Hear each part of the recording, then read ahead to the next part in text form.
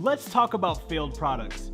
A lot of people talk about successful products and how much money they've made and how much money you can make, but nobody's talking about the failed products. As I'm always saying, guys, this is a real business and there are real issues that you have in real business. So this is one of my failed products. As you guys probably have heard somewhere else on the channel or on a podcast, I've had multiple failed products before I found that one that really changed the game for me and my family.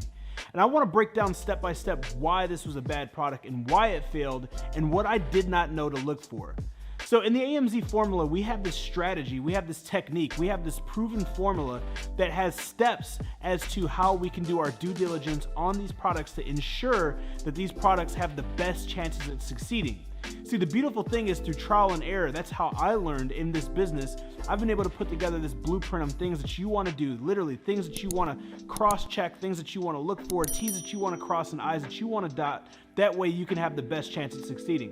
One of the main reasons why the fidget spinner failed is you can see on the screen right now, when we looked at the Google Trends, this was a trending product. See, when I launched this product, I was focused on profit margin, I was focused on the amount of sales and trying to make a quick buck fast, instead of doing my due diligence. One of the first things that we look for when we're doing our due diligence and validating a product before we get ready to launch is look to see, is this a trending product or is this a seasonal product? Now, we want products that are going to sell 24/7, 365 for many years to come. If you look at the Google Trends, you see that this fidget spinner shot up in popularity and then it nosedived, it crashed and it burned. And I got on right when it was at the peak and it got ready to crash and burn. So I'm stuck with hundreds of these. To this day, it's literally been years and I still have hundreds of these things in my office. Another thing is, this was a highly saturated, competitive product. I didn't know how to differentiate my product. My method of differentiating this product was making it metal. I didn't know about packaging, I didn't know about improvements, and I really didn't know much about product development. All I knew is I need to make mine different. A lot of people were launching plastic fidget spinners, and I spent a little bit more money to create a metal one. But that's not good enough. When you're trying to launch a product, you really want to put a lot of time, effort, and energy into product development and making your product better. See, you can't just compete with price or the texture or the actual material of the product. You have to look at the pain points of the customers. Now going back, even though I still wouldn't launch this product, if I was going back, I would literally look at the pros and the cons, look at the negative reviews and the positive reviews, and do all that I can to make this product as best as possible. One of the main issues and complaints is the duration of the actual spin. That was the biggest thing. People would have battles and contests to see whose fidget spinner would spin the longest. If I was to go back, I would spend a little bit more time, effort, energy, as well as resources in getting better quality bearings. That way ours spent the longest. I would then do a case study or do some type of documentation where I tested ours with the top competitors. That way we could boast and brag that ours spin the longest. That's the selling point. Another thing is the packaging. Oftentimes kids are buying these, or you're buying them for your kids, or you're giving them as gifts. If you had giftable, givable packaging, this would encourage this product to be given as gifts. Another thing is I would think about accessories, I would think about bundles, and I would find other ways to differentiate and improve my product.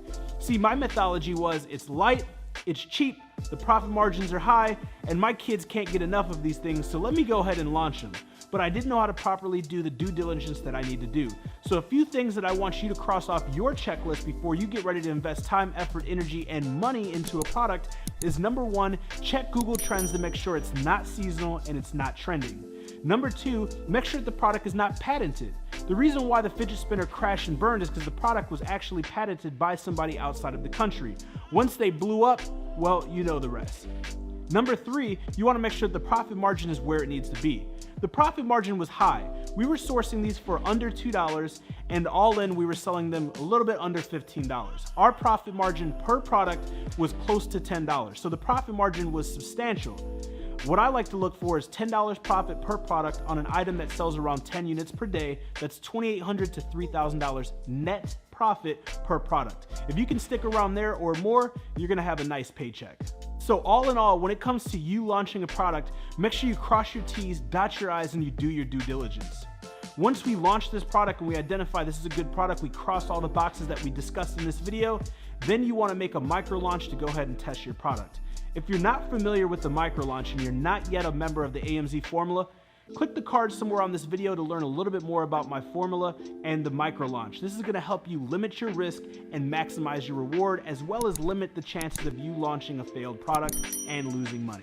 For more content and videos like this, make sure that you turn all of the notifications on my Instagram account. That way you're notified of every video, post, and live Q&A that I do.